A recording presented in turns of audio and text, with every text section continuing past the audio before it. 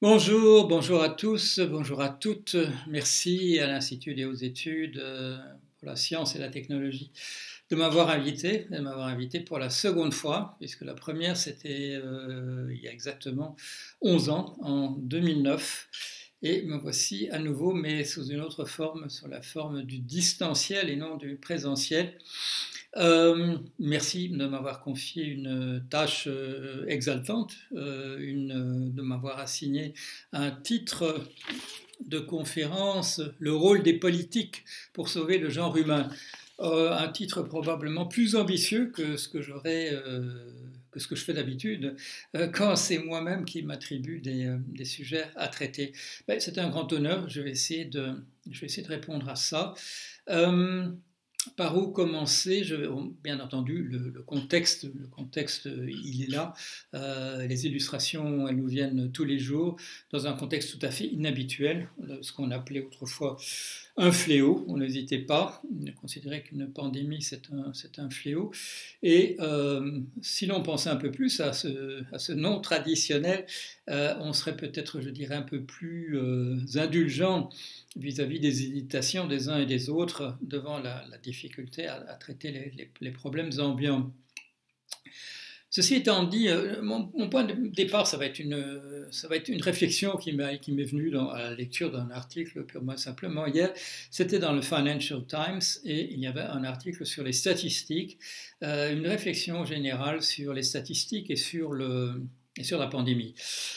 Et l'auteur faisait remarquer que si les progrès de la médecine nous permettaient de traiter un problème comme celui d'une épidémie dans des termes quand même beaucoup plus favorables que ce n'était le cas autrefois, il y a un autre domaine du savoir qui nous permet non seulement de faire un diagnostic de la situation présente de manière beaucoup plus précise que ce n'était le cas autrefois, et qui nous permet du coup de faire un pronostic beaucoup plus éclairé que ce n'était le cas autrefois. Et qu'est-ce que c'est ces instruments? Eh bien, c'est la combinaison de deux domaines des sciences appliquées. La théorie des probabilités, bon, ça fait partie des mathématiques pures, je dirais, parce que les problèmes peuvent être des problèmes purement abstraits, purement théoriques que l'on traite. Et les statistiques. Alors les statistiques, vous le savez sans doute, sont apparues vers le XVIIe siècle. Le nom indique de quoi il s'agit, c'est la gestion d'un État avec des données numériques. Les probabilités sont une manière d'essayer d'améliorer notre prévision du futur par rapport à ce qui était l'état de notre connaissance du futur à l'époque d'Aristote, où il pouvait dire qu'il n'y avait que deux choses que nous puissions dire avec certitude de l'avenir. C'est dire des choses impossibles qu'elles n'auront jamais lieu, et de dire des choses nécessaires qu'elles auront nécessairement lieu. Les calculs de Pascal et dans le cercle du chevalier de Méret sur des problèmes théoriques qui se posaient un peu comme des casse-têtes les uns aux autres, une partie de cartes est interrompue au milieu, on étale le jeu de chacun, on connaît les plis qui ont été gagnés par les uns et par les autres, comment partager les enjeux, comment partager l'argent qui avait été promis aux vainqueurs. Tout ça nous a produit des outils qui nous permettent de dire des choses plus précises que simplement dire l'impossible n'aura pas lieu et le nécessaire nécessairement. Et que faire, dit l'auteur de l'article du Financial Times. Comment analyser ce que les statistiques nous ont permis de faire jusqu'ici? Et il fait un tableau. Et son tableau est intéressant surtout par sa conclusion, mais il part un ouvrage publié en 1954 d'un certain Huff, un journaliste qui a fait un ouvrage à ce moment-là qui s'appelait en anglais Comment mentir avec des statistiques. Et ce que montre l'auteur de l'article du Financial Times, c'est à quel point cet article était intéressant. Il mettait, je dirais, les cartes sur table en montrant comment on pouvait manipuler des déclarations en les soutenant apparemment par des statistiques. L'auteur, M. Huff, il y a eu un avenir, disons, beaucoup plus douteux, puisqu'il a rapidement mis ses connaissances sur la manière dont on pouvait tricher avec des statistiques pour mettre son talent au service de l'industrie du tabac et pour leur permettre, dans un effort de lobbying, de nier que les problèmes se posaient. En particulier des corrélations que nous avons vu apparaître par la suite entre des maladies très graves et le tabagisme. Quelle est la conclusion de l'auteur de l'article que je lisais hier? Une science aussi précise qui permet de faire des choses avec une telle sûreté, qui permet de faire des diagnostics dont on pourra tirer ensuite des pronostics qui ont un sens sur un plan purement numérique, n'est possible que si l'on tient compte du fait que ce savoir appris sur le banc des écoles doit être complété de choses que les uns et les autres ont découvertes dans la vie de tous les jours. Ce qui est dit là n'est pas très compliqué, le mot existe depuis très longtemps. Ce qui compte aussi, ce n'est pas simplement le savoir scolaire, c'est aussi l'expérience. Et qu'est-ce que c'est l'expérience? C'est intéressant parce que quand on va un petit peu dans le détail, eh bien, l'expérience, c'est compléter le savoir de type scientifique, dont Aristote nous avait déjà dit que c'est le savoir sur l'universel, sur les grands principes généraux, c'est le compléter par des choses que l'on découvre dans la vie de tous les jours, par la pratique. Alors, il n'y a pas que le statisticien, bien entendu, ou la statisticienne qui doivent compléter son savoir parce qu'il a pu, et il ou elle a pu apprendre dans la réalité.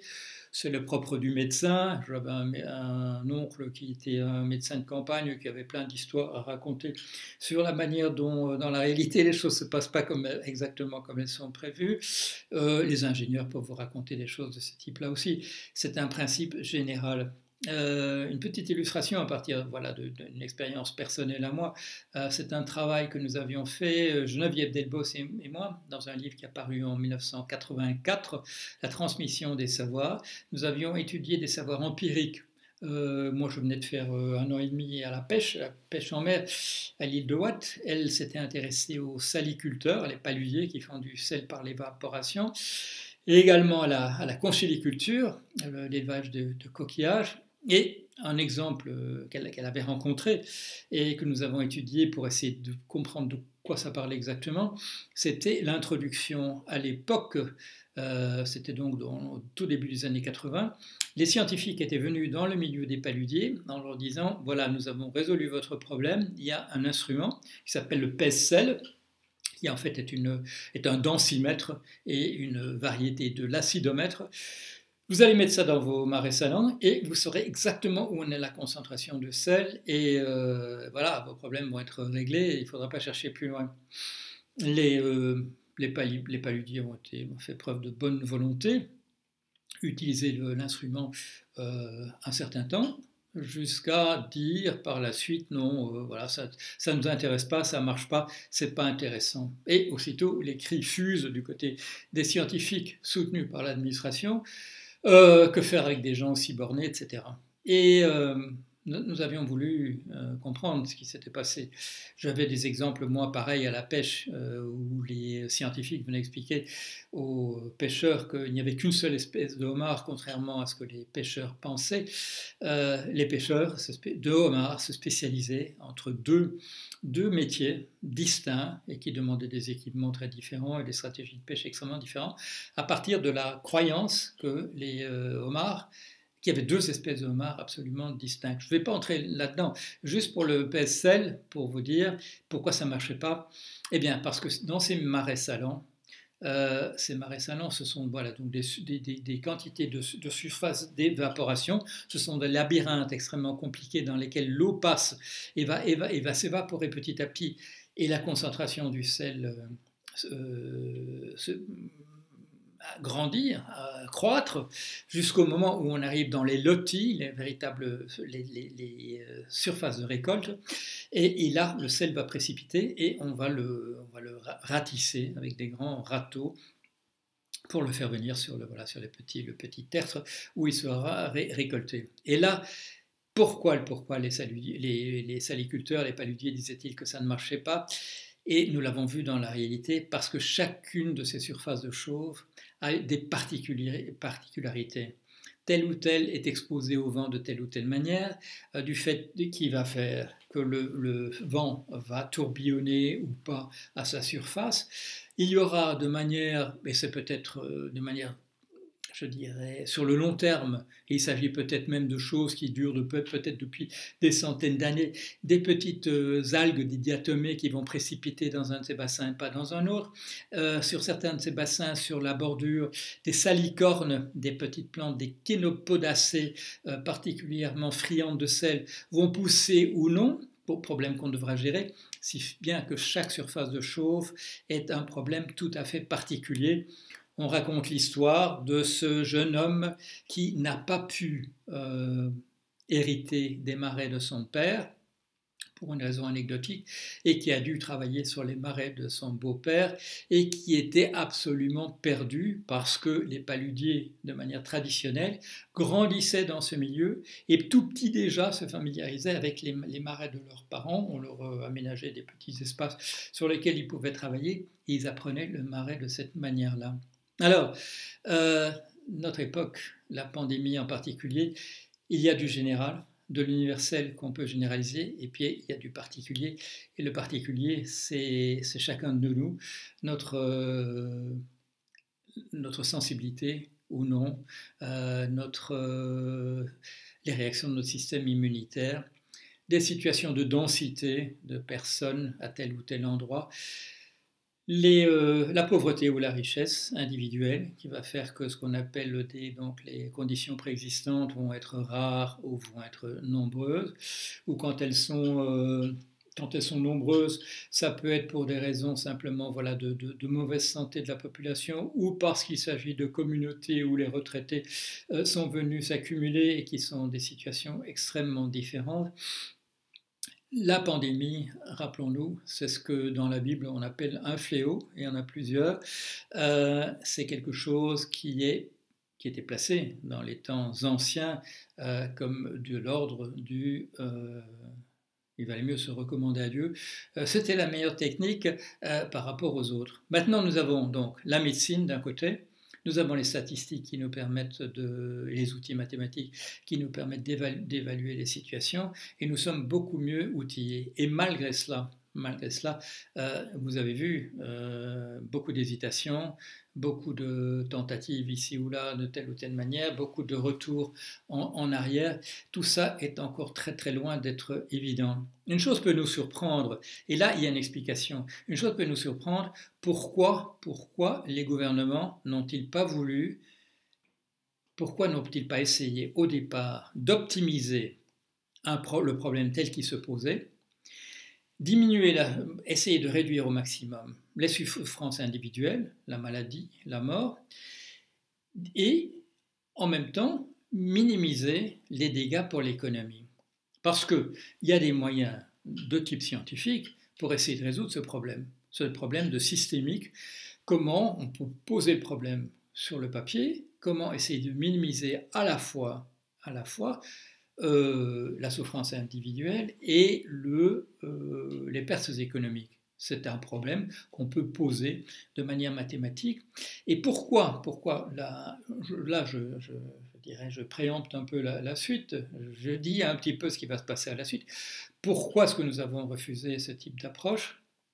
Parce que la plupart de nos gouvernements, dans la plupart des États du monde maintenant, ont une idéologie qui est le néolibéralisme, qui est essentiellement une idéologie de laisser-faire. Je vais revenir là-dessus, je ne vais pas tout de suite aborder cela parce que je vais devoir mettre pas mal d'éléments en place avant de pouvoir peut-être répondre à cette question-là dans les termes où ils sont posés.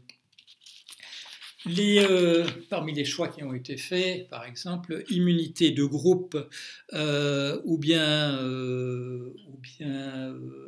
essayer par le confinement d'éradiquer véritablement la maladie au moment où elle se présente. Qu'est-ce que c'est l'immunité de groupe? Eh bien, compter sur le fait, et là c'est une méthode physique qui nous permet de comprendre cela, c'est ce qu'on appelle la théorie de la percolation.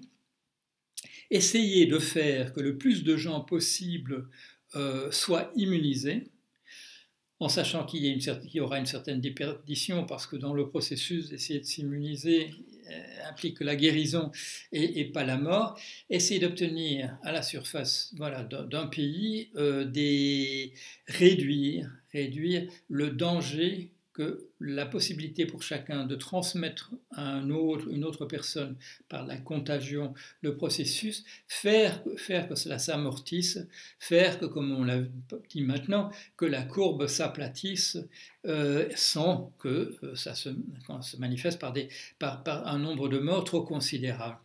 Ça a été la tentation. C'était la tentation, je peux me souvenir, plusieurs semaines au Royaume-Uni. Ça a été la tentation, d'après mes calculs, 7 à 10 jours en France. Et aux États-Unis, nous avons eu une situation encore beaucoup plus complexe, mais qui conduit au désastre actuel, c'est-à-dire deux politiques.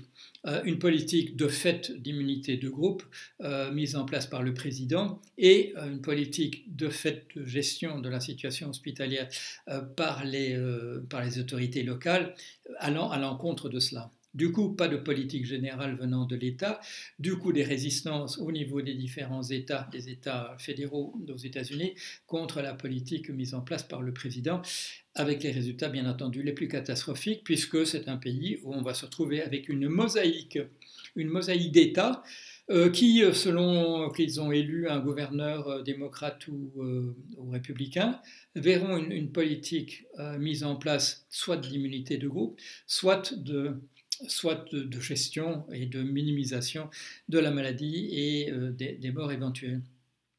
Pourquoi est-ce que les politiques d'immunité de groupe n'ont pas marché? Essentiellement parce qu'elles conduisent très très rapidement à un débordement du système hospitalier.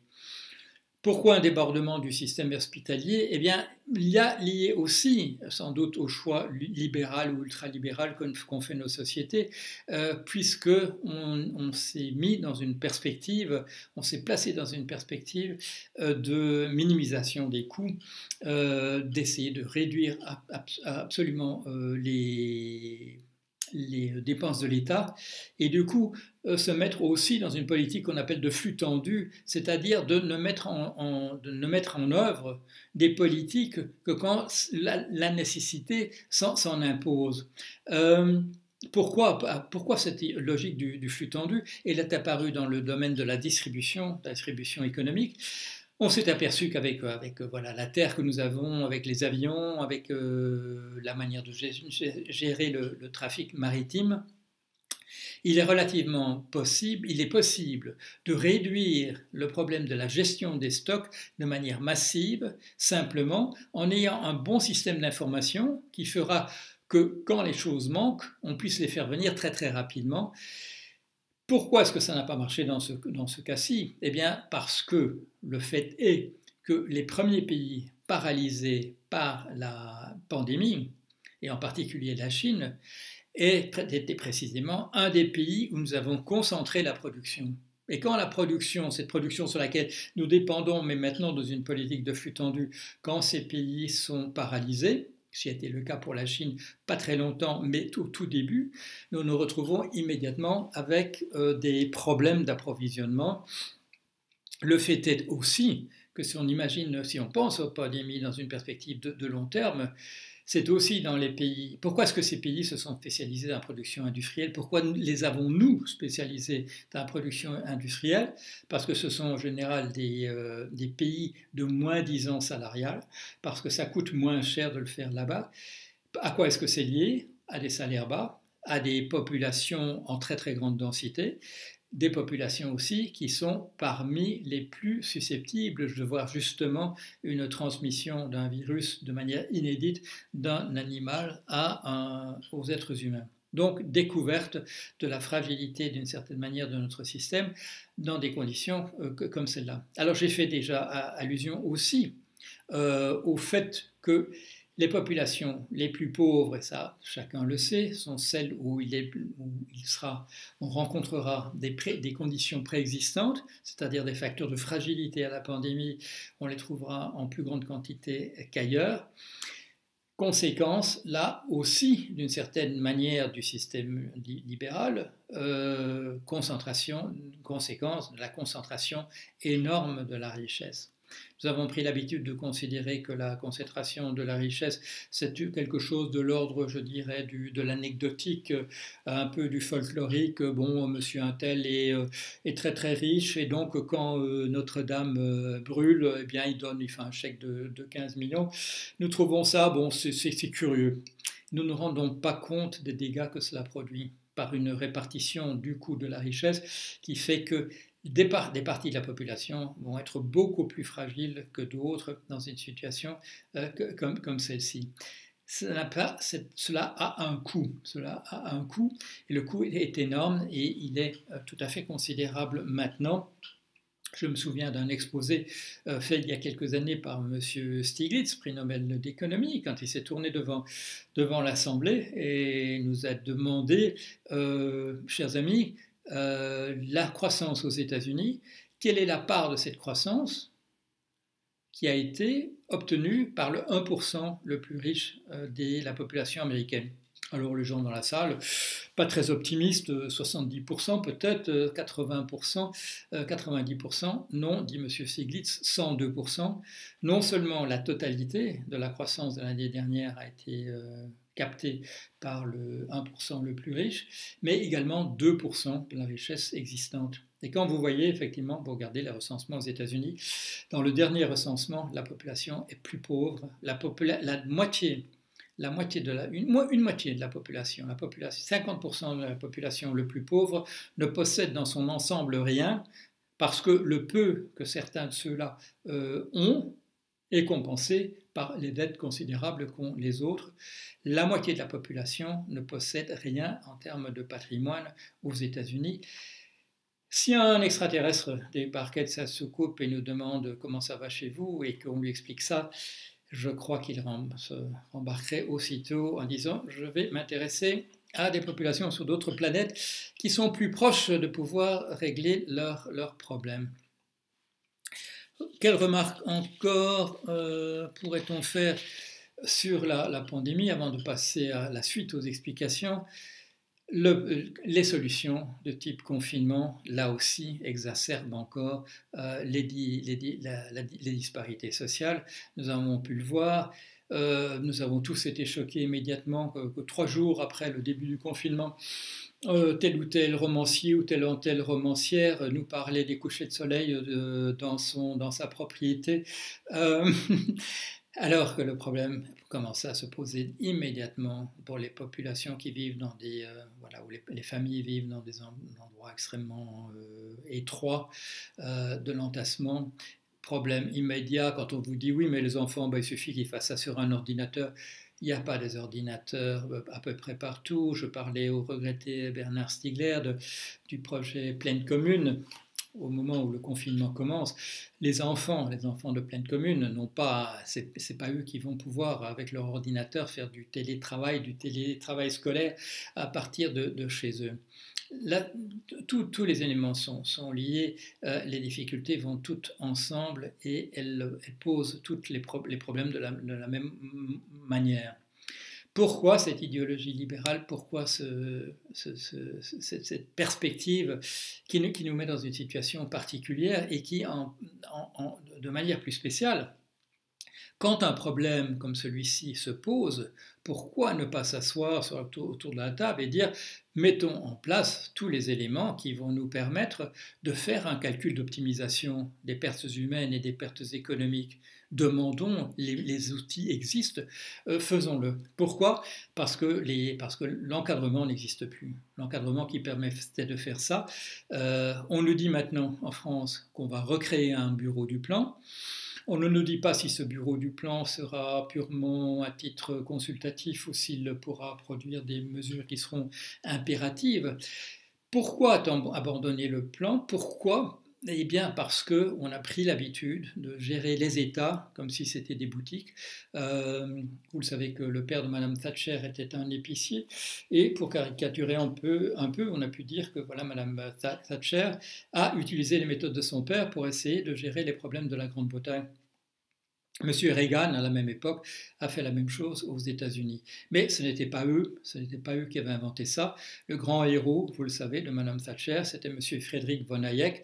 Et M. Frédéric von Hayek, grand aspirateur de la pensée ultralibérale et aussi de la pensée comment appelle-t-on, libertarienne, comme M.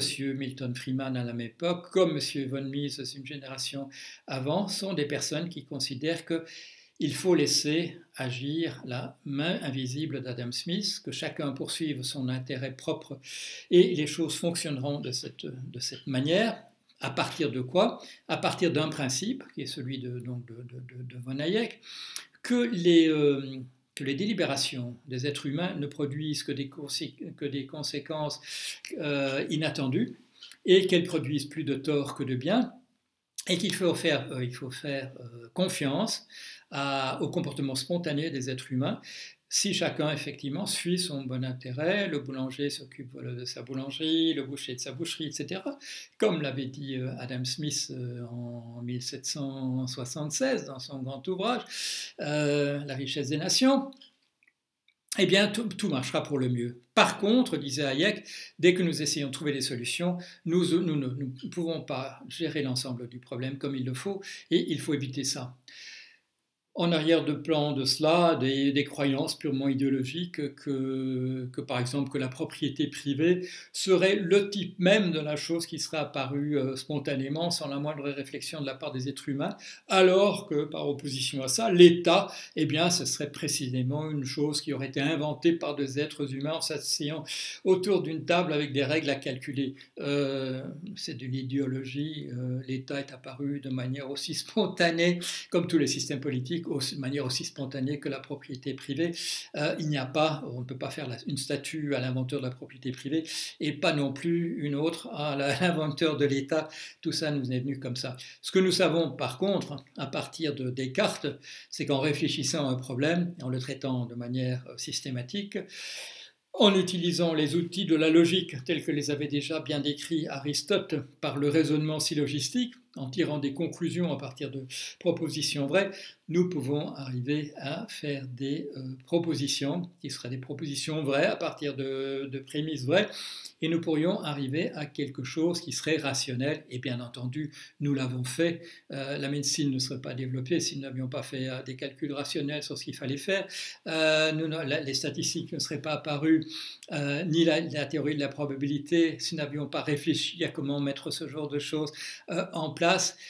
Bien entendu, cette représentation des messieurs von Hayek, Friedman, etc., c'est un mirage, c'est un rêve idéologique. Malheureusement, il s'est imposé dans nos sociétés.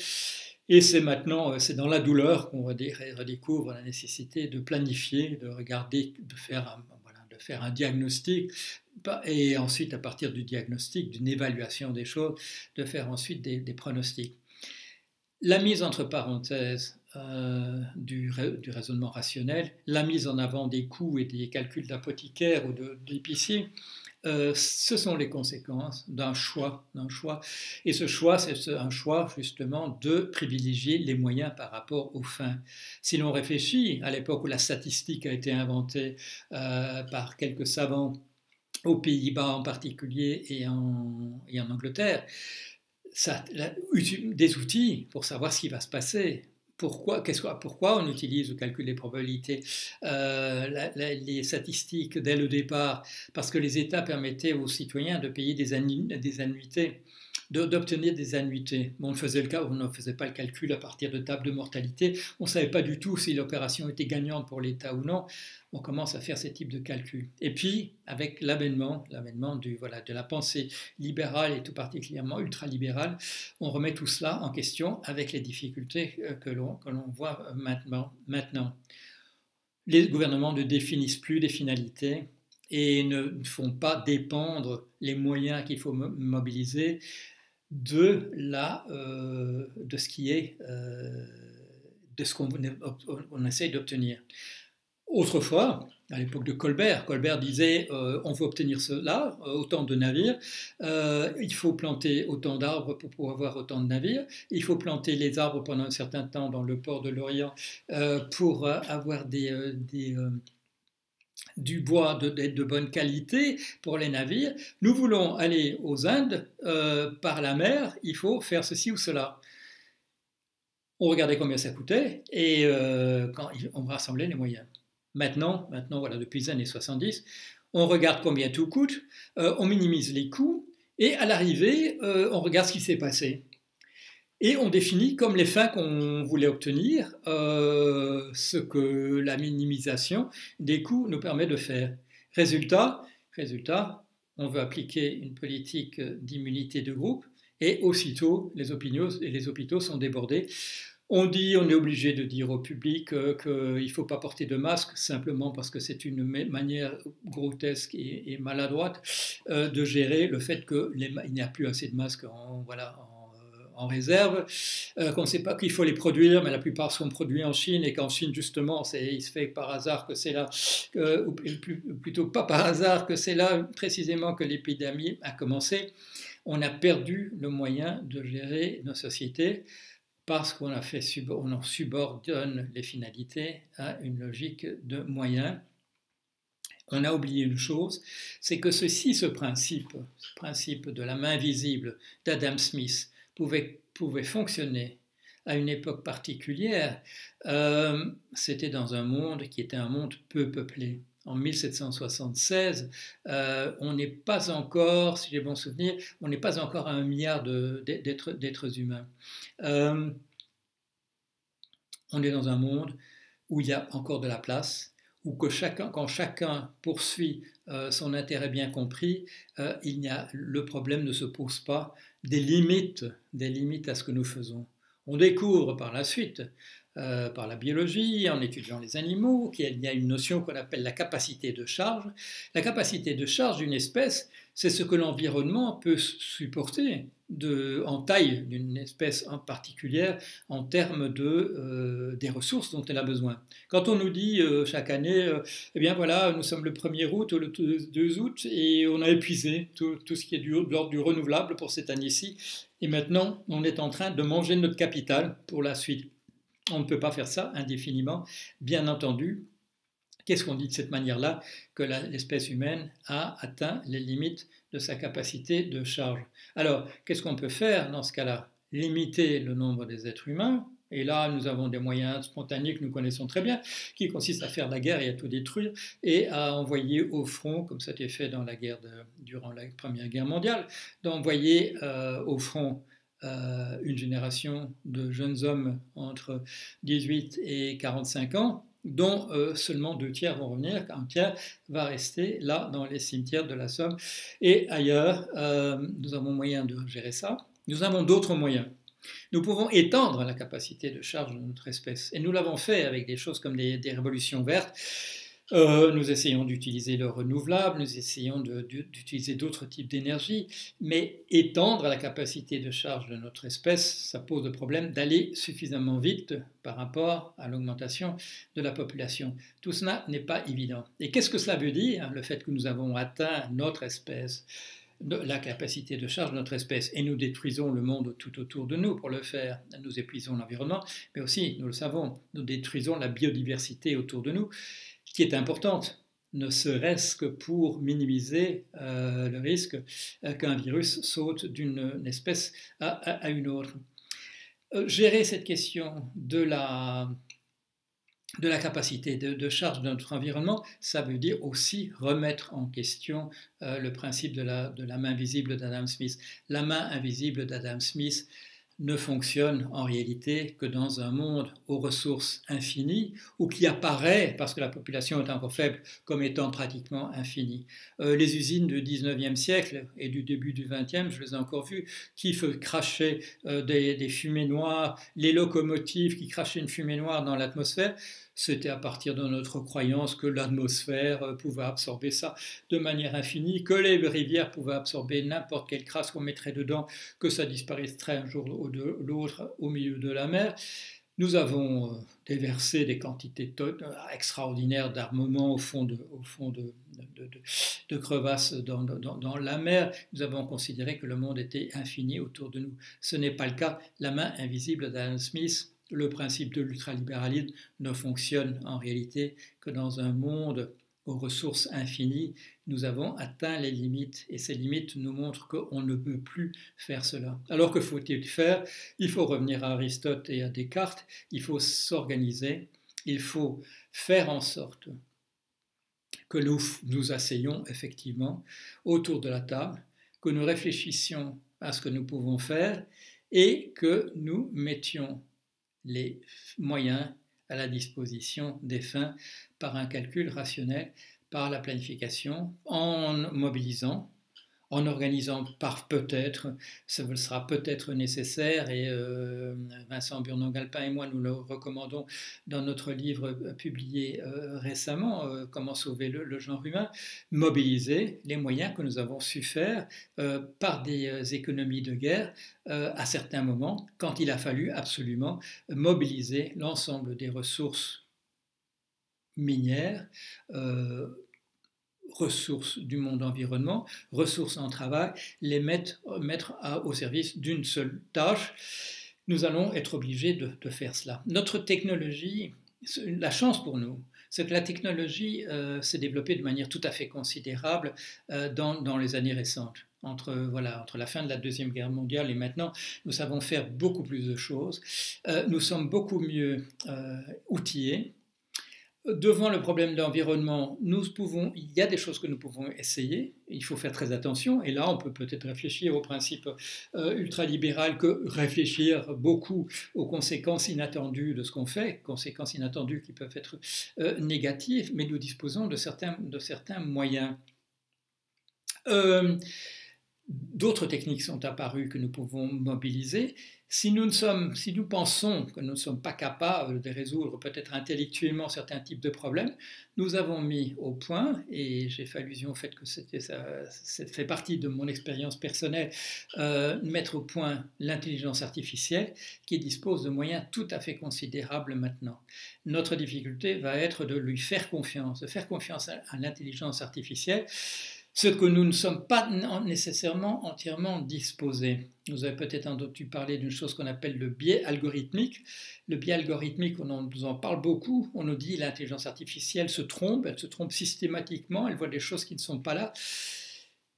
Je fais partie d'un groupe de réflexion d'intelligence artificielle où nous avons aussi bien, je dirais, des consommateurs, des personnes qui sont des interfaces, comme on dit, des personnes qui sont entre le public et l'intelligence artificielle, à qui on demande, qui on dit, l'intelligence artificielle a pris une décision tout à fait erronée, il faut corriger ça, etc. Et ça remonte.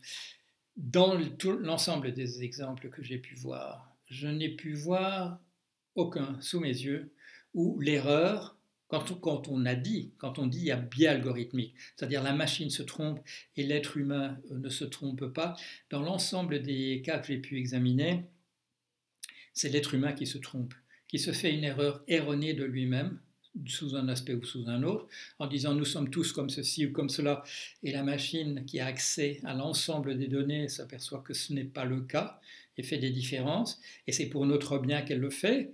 La machine n'a pas de préjugés. La machine n'a pas de notion du politiquement correct. Il va falloir que nous en tenions compte, parce que la machine peut résoudre des problèmes véritablement complexes qui se posent à nous. Elle peut les résoudre, mais pour ça, il faut la laisser le faire. Il y a cet exemple, cette petite histoire, cette anecdote qui circule dans les milieux de l'intelligence artificielle. C'est un chimpanzé qui est dans sa cage et il y a deux de ses gardiens qui sont là et qui sont en train de palabrer. Et il n'a pas la moindre idée de ce qu'ils font faire. En fait, les deux gardiens de cage sont en train de discuter. Faudrait-il déplacer ce chimpanzé dans une autre cage ? Le chimpanzé n'a pas la capacité de savoir ce qui est en train de se passer. Nous nous trouvons déjà, c'est pas un problème de l'avenir, nous nous trouvons déjà dans la situation où nous devons faire confiance à l'intelligence artificielle parce qu'elle sait des choses que nous ne savons pas, elle les comprend mieux que nous. L'exemple qui doit nous persuader, ce sont ces jeux dans lesquels l'intelligence artificielle maintenant nous bat à plat de couture. C'est à la fin déjà des années 90, c'était il y a longtemps, c'était il y a plus de 20 ans, que les ordinateurs ont commencé à battre systématiquement les grands champions d'échecs. Le jeu de Go nous a dit ce ne sera pas possible parce que le jeu de Go, il y a tellement de combinaisons possibles en raison du nombre de cases et du nombre de pièces que même un ordinateur ne peut pas faire le calcul. Ça date d'il y a quelques années, si je m'en souviens, c'est 2016 ou 2017.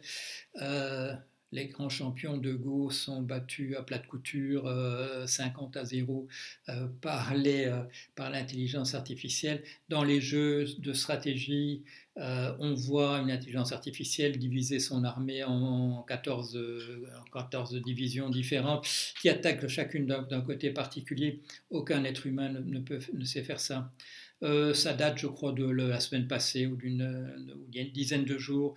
Un combat entre chasseurs, voilà, entre avions chasseurs, avions de chasse. L'intelligence artificielle bat l'être humain. Alors on nous dit oui, on cherche des excuses. On dit oui, mais c'est parce que l'ordinateur il subit pas la pression comme l'être humain. Eh ben oui, non, il subit pas la pression, voilà. Et quand il est dans l'espace, il n'est pas détruit par les rayons cosmiques, etc. Nous avons là, dans l'intelligence artificielle, nous avons là quelque chose qui a la possibilité de, je ne sais pas, de nous sauver. C'est possible. Si on me disait, est-ce que l'intelligence artificielle nous sauvera? J'aurais tendance à dire oui. Quand on regarde les utopies qui sont convaincantes en ce moment. Il y en a essentiellement une, c'est le fameux livre de Clarke qui s'appelle Childhoods and les enfants d'Icare en français. Qu'est-ce que c'est que cette histoire? C'est la seule histoire vraiment optimiste qu'on ait produite ces temps derniers. C'est que des extraterrestres viennent pour nous sauver, des êtres plus intelligents que nous. Ces êtres plus intelligents que nous, ne comptons pas trop sur les extraterrestres, comptons sur la technologie que nous avons pu mettre en place. Les problèmes quasiment insolubles que nous avons devant nous, c'est notre atout, nous avons inventé la machine qui peut les résoudre. Laissons-la tranquille, ne la persécutons pas avec nos préjugés. Nos préjugés sont des préjugés d'animaux qui comprennent moins bien que la machine elle-même. Nous sommes dans la situation déjà du chimpanzé qui ne comprend pas ce que disent les deux gardiens pour son bonheur à elle, ou à lui, ou à elle, au chimpanzé, faut-il le ou la déplacer pour son bonheur? Ne faisons pas la même erreur. Voilà, merci.